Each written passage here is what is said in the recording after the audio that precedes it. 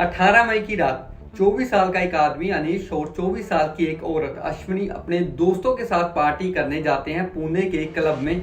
वैसे तो ये दोनों जबलपुर के रहने वाले थे, मध्य प्रदेश से, लेकिन साथ में ये एक आईटी कंपनी में काम कर रहे थे। पुणे में जिस क्लब में ये जाते हैं उनका नाम बालर, और इस जगह से करीब 3 किलोमीटर दूर इसी रात को वेदांत और उसके 12 दोस्त को उसी नाम के एक पब में मिलते हैं। समय था रात के करीब 10:04 जब वेदांत और उसके दोस्त इस पब के अंदर आए और सिर्फ 1.5 घंटे के अंदर अंदर उन्होंने जमकर पैसे उड़ाए कि खाने पानी का बिल 8,000 पहुंच गया। इस समय की सीसीटीवी रिकॉर्डिंग पब्लिक के लिए अवेलेबल है, जिससे आप देख सकते हो कि वेदांत और उसके दोस्त शराब पी रहे हैं। ध्यान देने वाली बात यह है कि वेदांत की उम्र 18 साल से कम है, मिनिमम ड्रिंकिंग एज लिमिट से कहीं ज्यादा नीचे। रात के करीब 12 बजे ये पब वेदांत और उसके दोस्तों को सर्व करना बंद कर देते हैं और ये लोग इस पब को छोड़कर बाहर निकलते हैं। ये कुछ किलोमीटर दूर मैरिएट स्वीट्स के एक क्लब में जाते हैं। ब्लैक नाम से ये जगह भी 3 किलोमीटर दूरी थी। उस क्लब में जहां पर अनीश और अश्विनी अपने दोस्तों के साथ पार्टी कर रहे थे। रात को करीब 2 बजे के आसपास वेदांत अपने 2 दोस्तों के साथ इस क्लब से बाहर निकलते हैं और शराब के नशे में अपनी इलेक्ट्रिक पोर्श टाइकन की गाड़ी में बैठते हैं। इसी गाड़ी में इनके घर के ड्राइवर भी मौजूद होते हैं।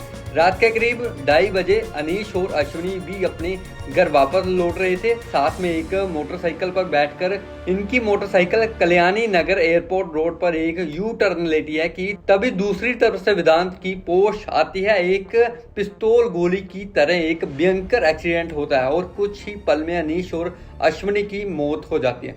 कुछ रिपोर्टर्स के अनुसार इस गाड़ी की स्पीड 160 किलोमीटर पर आवर थी, तो कुछ रिपोर्टर्स कहते हैं कि 200 किलोमीटर प्रति घंटा से ज्यादा तेज दौड़ रही थी। सीसीटीवी फुटेज में आप इस रोड का साइज देख सकते हो। ये कितनी छोटी सी रोड है। इस टकराव के बाद इस गाड़ी के एयर बैग खुल जाते हैं और वहां आसपास खड़े लोग इस स्पॉट पर पहुंचते हैं। भीड़ के साथ थोड़ी धक्का मुक्की और सवाल जवाब के बाद वेदांत को पुलिस के हाथों सौंप दिया जाता है। वहां खड़े लोगों के द्वारा ये सोचते हुए कि 2 लोगों की जान लेने की जुर्म में इस ड्राइवर को कड़ी से कड़ी सजा सुनाई जाएगी। लेकिन ये सारे लोग इस बात से अनजान थे कि इस केस में आगे क्या क्या अजीबोगरीब होने वाला है।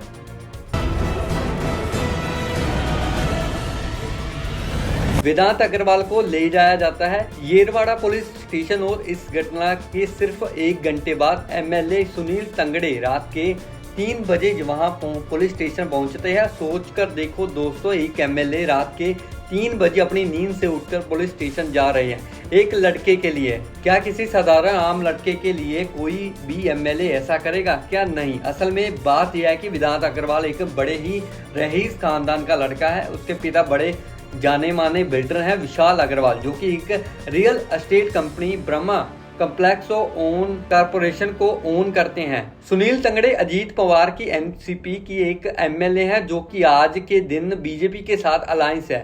तो बाद में एक इंटरव्यू में बताते हैं कि उन्होंने इस केस को वहां पहुंचकर किसी भी तरीके से इन्फ्लुएंस नहीं किया। ये तो उस रात को इसलिए पहुंचे वहां पर क्योंकि ये इस परिवार को पिछले 30 साल से जानते हैं और इन परिवार के लोगों को ये अपना दोस्त मानते हैं, इसलिए ये मदद करने पहुंचे क्योंकि इन्हें कॉल करके बुलाया गया। कॉल एक्चुअली में वेदांत अग्रवाल के पिता विशाल अग्रवाल ने की और अगली दोपहर येरवाड़ा पुलिस स्टेशन पर एक और बड़ी दिलचस्प घटना जड़ी है वो घटती है। वहाँ एक कार ड्राइवर पिज्जा के साथ बाहर निकलता है, हाथ में 6-7 पिज्जा के कार्टन लिए। पुलिस स्टेशन के बाहर मौजूद कुछ रिपोर्टर्स ने इस चीज को रिपोर्ट किया कि अंदर पूरी दावत रखी जा रही है, पिज्जा खिलाया जा रहा है। सुबह के करीब 6 बज जाते हैं जब तक सुनील तांगड़े स्टेशन से बाहर नहीं निकलते और कुछ घंटे बाद 8:19 को एक एफआईआर फाइल की जाती है। वेदांत के खिलाफ किस सेक्शन पर इस एफआईआर को दर्ज किया जाता है वह अपने आप में एक अलग कंट्रोवर्सी है।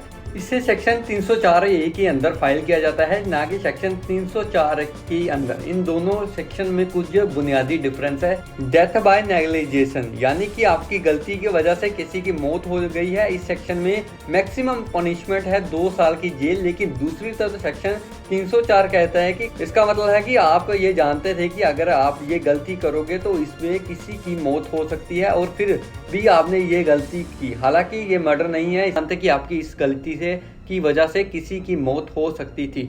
अब आप ही बताओ दोस्तों कि आज के दिन कोई भी इंसान ऐसा होगा कि ये जानता हो कि शराब के नशे में गाड़ी चलाने की से एक्सीडेंट हो सकते हैं और किसी की मौत हो सकती है। लेकिन कोई भी इंसान ऐसा है जो ये ना जानता है कि इंटरनल सिटी की छोटी सड़कों पर 200 किलोमीटर की स्पीड पर गाड़ी चलाने से किसी की जान जा सकती है।